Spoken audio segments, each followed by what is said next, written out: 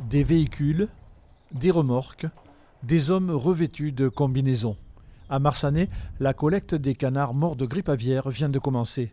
Quelques minutes auparavant, nous avons rencontré les propriétaires de cet élevage de volailles grasses. Dans leur bâtiment, Gabriel et son épouse ont perdu 8000 canards, dont voici quelques photos.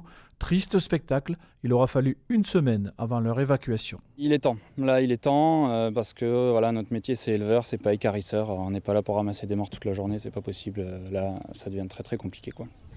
Immense déception et beaucoup d'amertume pour ce couple de trentenaires que nous avions rencontré en 2019. Ensemble, ils ont investi 400 000 € dans 2 salles d'élevage modernes. La grippe aviaire est passée par là.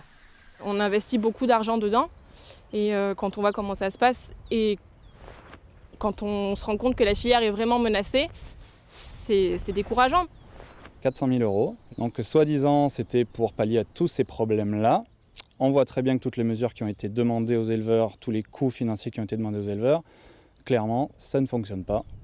Et cet exemple n'est pas le seul. En Dordogne, la situation se dégrade. Les premiers foyers ont été observés autour de Salignac-Eyvig. Cendrieux, Lacropte, Lannoy ont suivi. D'autres cas repérés à Foulex. Pour la Chambre d'agriculture, il y a urgence à évacuer les volailles.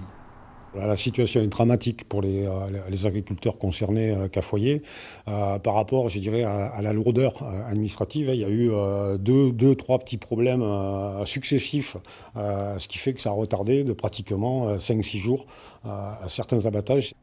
À ce jour, 14 foyers d'influenza aviaire sont clairement identifiés dans le département.